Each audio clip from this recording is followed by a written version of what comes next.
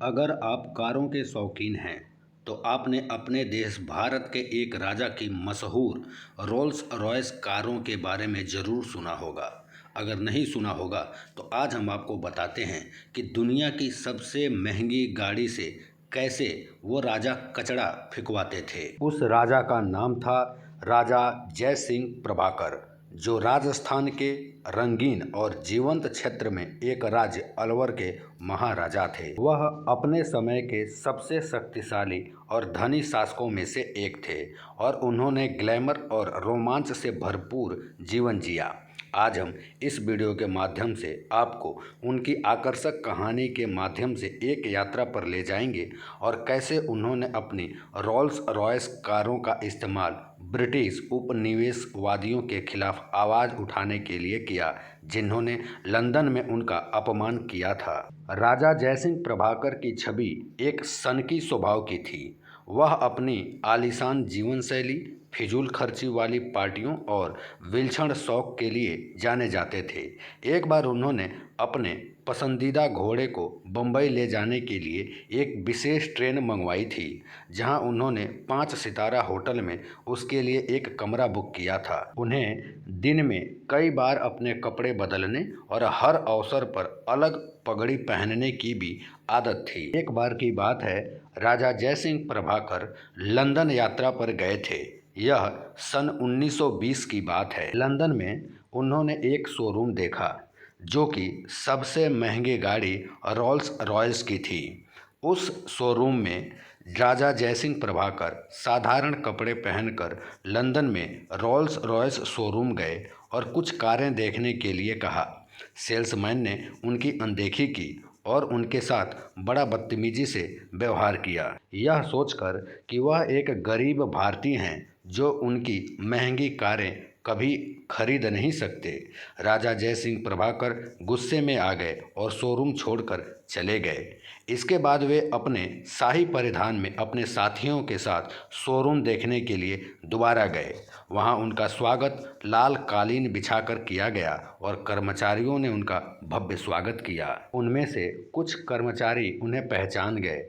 वे आपस में बात करने लगे कि ये वही व्यक्ति है जो कि कल पुराने कपड़े पहन कर आया था, जो कि एक साधारण व्यक्ति लग रहा था और हमने उसके साथ गलत व्यवहार किया। उन्हें अपने किए पे पछतावा होने लगा, अफसोस होने लगा, लेकिन क्या करते, बात बिगड़ गई थी। राजा जयसिंह प्रभाकर ने प्रदर्शन पर रखी सभी 6 कारें खरीद ली और मौके पर ही उनका इंस्टेंट भुगतान कर दिया। उन्होंने भारत में 4 और कारें मंगवाने का भी आदेश दे दिया।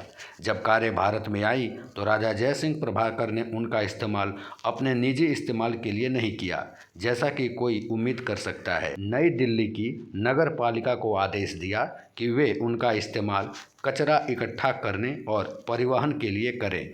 वह रोल्स रॉयस कंपनी को अपमानित करना चाहते थे और उन्हें दिखाना चाहते थे कि उनकी कारें उनके सम्मान के लायक भी नहीं हैं। राजा जयसिंह प्रभाकर यह भी सबक सिखाना चाहते थे कि वे लोगों का मूल्यांकन उनके रूप, रंग या फिर उनके पहनावे से न करें। भारत और विदेशों में रोल्स रॉयस कारों को कचरा उठाने वाले ट्रक के रूप में इस्तेमाल किए जाने की घटना से सनसनी फैल गई। राजा के इस कृत्य से रोल्स रॉयस कंपनी नाराज और शर्मिंदा महसूस करने लगी। उन्हें डर था कि इससे उनकी प्रतिष्ठा और बिक्री पर असर पड़ेगा।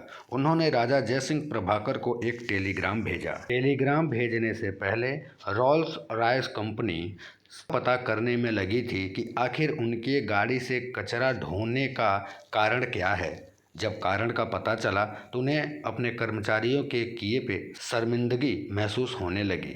उन्होंने राजा जयसिंह प्रभाकर से संपर्क करने की बहुत कोशिश की। लाख कोशिशों के बाद भी वे असफल रहे। फिर कहीं से उन्होंने टेलीग्राम किया जिसमें वे सफल हुए।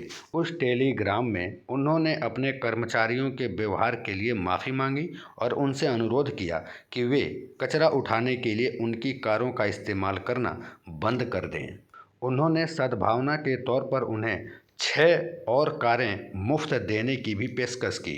राजा जयसिंह प्रभाकर ने उनकी माफ़ी और उनके प्रस्ताव को स्वीकार कर लिया। उन्होंने कचरा संग्रहण के लिए रोल्स रॉयस कारों का उपयोग करना बंद कर दिया और उन्हें उनकी मूल स्थिति में बहाल कर दिया। उन्होंने अपने संग्रह में 6 नई कारें भी जोड़ लीं। उन्होंने अपना बदला पूरा कर लिया और उन्होंने अपनी बात भी साबित कर दी। राजा जयसिंह प्रभाकर और उनकी रोल्स रॉयस कारों की कहानी गर्व, शक्ति और बदले की एक दिलचस्प कहानी है, जो कि हमें ये सीख देती है कि हमें कभी भी किसी के हुलिये या पहनावे से उसे जज नहीं करना चाहिए।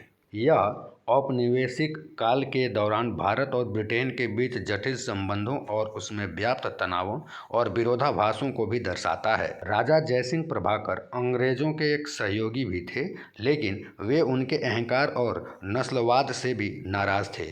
वे एक आधुनिक और प्रगतिशील शासक थे, लेकिन उन्होंने अपने पूर्वजों की परंपराओं और रीति रिवाजों को भी कायम रखा। वे कारों के प्रेमी थे, लेकिन उन्होंने उन्हें विरोध के हथियार के रूप में भी इस्तेमाल किया, जिससे उन अंग्रेज़ों का घमंड चकनाचूर हो गया।